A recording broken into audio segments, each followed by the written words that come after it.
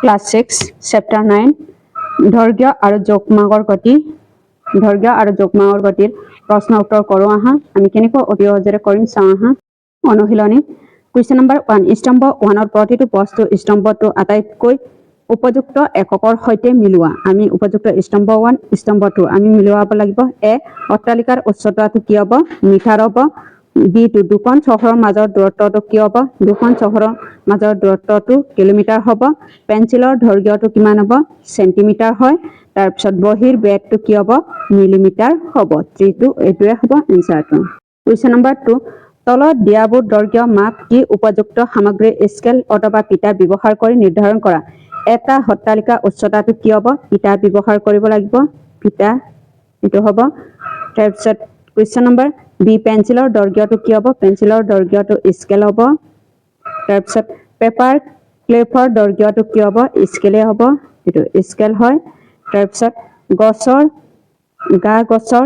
গেৰটো কি হ'ব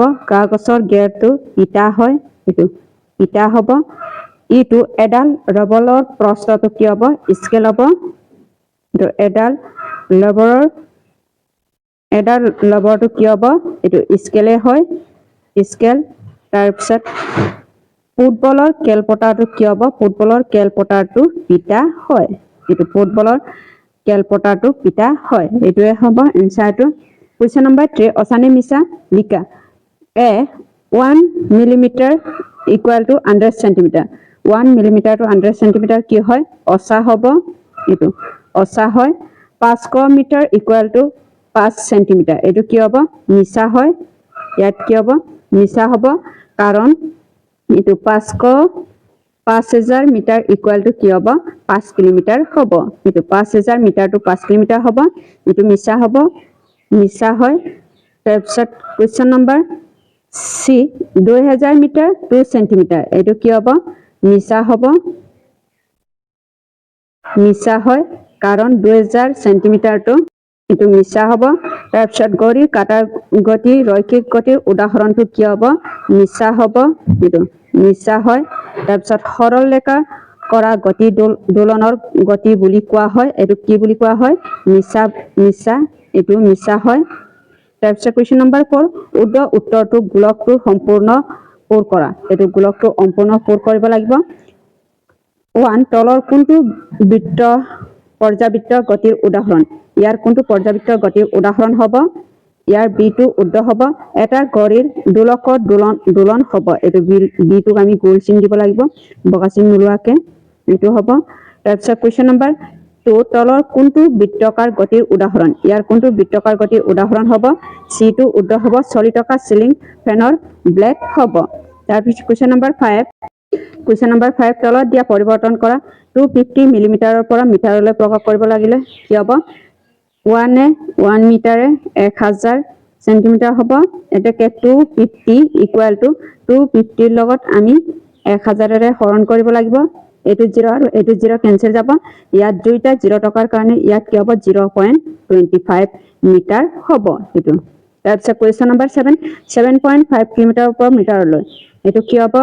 7.5 ইনটু আমি 1000 ৰে পূৰণ কৰিব লাগিব মিটাৰলৈ নিবলৈ কিলোমিটাৰটো মিটাৰলৈ প্ৰকাশ কৰিবলৈ পূৰণ কৰিব লাগিব ইয়াত কি হ'ব 60000 0 টকাৰ কাৰণে ইয়াত কি হ'ব 0 দুইটা হ'ব কাৰণ পইণ্ট আছে ইয়াত 0 দুইটা হ'ব এটো হ'ব কোৱেশ্চন নম্বৰ সি 3 মিটাৰ টু সেন্টিমিটাৰলৈ 3 মিটাৰটো আমি সেন্টিমিটাৰলৈ হলে আমি 100 ৰে পূৰণ কৰিলে কি হ'ব 300 সেন্টিমিটাৰ হ'ব এটো 300 সেন্টিমিটাৰ 1.25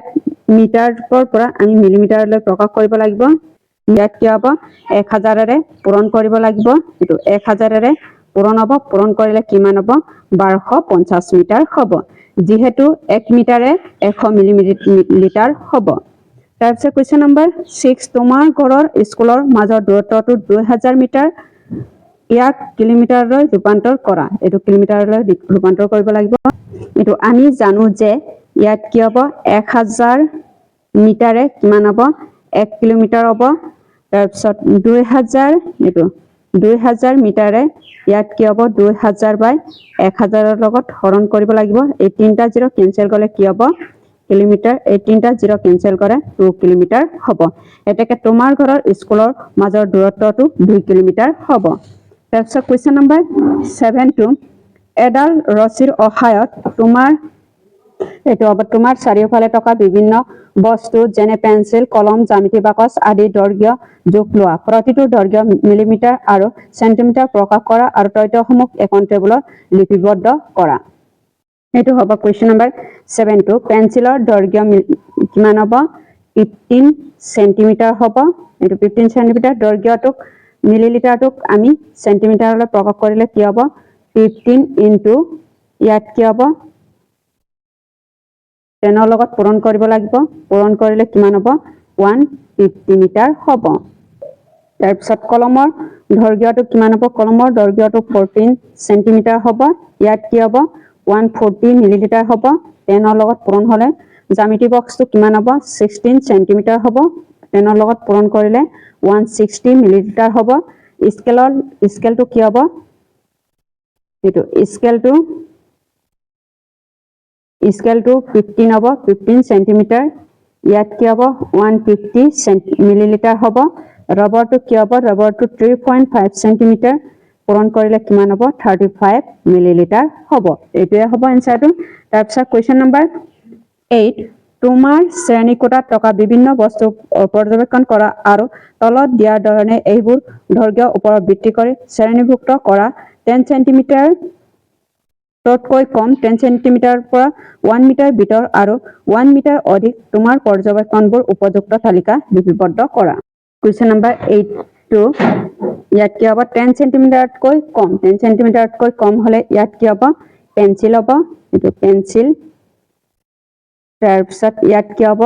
1 মিটাৰতকৈ অধিক হলে শ্ৰেণীকোঠা হ'ব এটো শ্ৰেণীকোঠা হয় তাৰপিছত চকটো কি হ'ব চকটো কলম হ'ব কলমৰ লগত মিলে ইয়াত কি হ'ব কোঠাৰৰ দৈৰ্ঘ্য হ'ব এটো কোঠাৰৰ দৈৰ্ঘ্য হ'ব তাৰপিছত কাটাৰটো কি হ'ব কাটাৰটো জ্যামিতি বক্সৰ দৈৰ্ঘ্য হ'ব জ্যামিতি বাকচ হ'ব তাৰপিছত ইয়াত কি হ'ব হলৰ দৈৰ্ঘ্য হয় এটো হ'ব কোৱেশ্চন নম্বৰ 8 ৰ প্ৰশ্ন উত্তৰটো তাৰপিছত কোৱেশ্চন নম্বৰ 9 তোমাৰ তিনিজন বন্ধুক এখন বেৰৰ ওচৰত থিয় হ'বলৈ কোৱা বেৰত ইহঁতৰ উচ্চতা চিহ্নিত কৰা এতিয়া তেওঁলোকৰ উচ্চতা জুকিবলৈ প্ৰতিজনে উচ্চতা জোকা মিটাৰ আৰু সেন্টিমিটাৰ প্ৰকাশ কৰা 9 টো কি হ'ব শংকুৰৰ উচ্চতাটো কি হ'ব 160 সেন্টিমিটাৰ হ'ব উচ্চতা হলে আমি 100 ৰ লগত উচ্চতা সেন্টিমিটাৰটো মিটাৰত পূৰণ কৰিলে আমি হৰণ কৰিব লাগিব ইয়াত কি হ'ব 1.60 হ'ব তাৰপিছত জবাবটো কি হ'ব জবাবটো 55 হ'ব 100 ৰ লগত হৰণ কৰিলে কি হ'ব 1.55 হ'ব চন্ধনটো কি হ'ব 162 হ'ব 100 ৰ লগত হৰণ কৰিলে 1.62 হ'ব কোৱেশ্চন নম্বৰ 10 তোমাৰ চাৰিওফালে বিভিন্ন ধৰণৰ গতি চিহ্নিত কৰা ৰৈখিক বৃত্তাকাৰ আৰু দোলন গতি প্ৰত্যেকৰে বাবে দুটাকৈ উদাহৰণ দিয়া 10 ৰ উত্তৰটো ৰৈখিক গতিৰ উদাহৰণটো ৰাস্তা সৰলকৈ আগবাঢ়িব টকা গাড়ী হ'ব টুটু পোনকৈ খোজকাঢ়ি থকা মানুহ 2 টকাৰ গতিত উদাহৰণ দে 1 ঘূৰি থকা ফেনৰ পাংখা হ'ব পাং তাৰপিছত ঘড়ীৰ কাটাৰ ঘূৰি থকা অৱস্থা হ'ব দোলন গতিৰ উদাহৰণ দে ল'ৰা ছোৱালী দোলন দি থকা অৱস্থা হ'ব ঢুলি থকা ঘড়ীৰ দোলকটো হ'ব কোৱেশ্চন নম্বৰ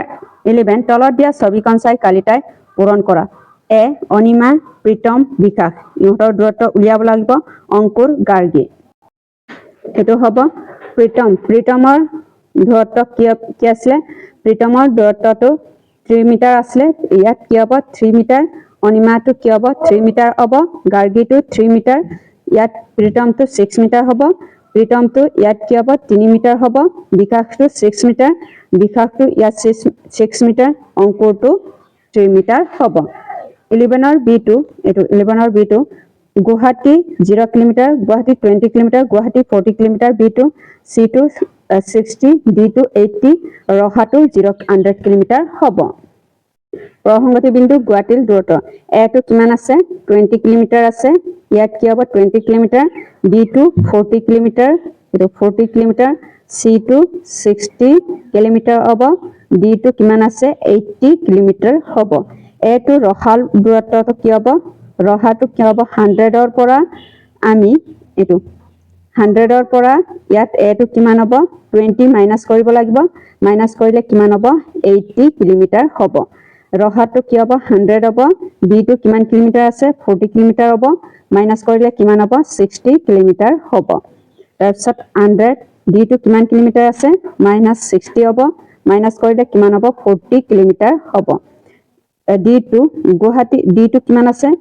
80 100 হ'ব ৰহাটো তাৰপিছত ইয়াত ডি মানটো 80 আছিল মাইনাস কৰিলে কিমান হ'ব 20 কিলোমিটাৰ হ'ব গুৱাহাটীৰ পৰা ৰহালৈ গুৱাহাটীটো কিমান আছে 0 আছে এটো গুৱাহাটীটো 0 হ'ব তাৰপিছত ৰহাটো কিমান হ'ব 100 কিলোমিটাৰ হ'ব এটো গুৱাহাটীৰ পৰা ৰহালৈকে কিমান কিলোমিটাৰ হ'ব 100 কিলোমিটাৰ হ'ব এটোৱে হ'ব দৈৰ্ঘ্য যোগ আৰু গতিৰ প্ৰশ্ন উত্তৰটো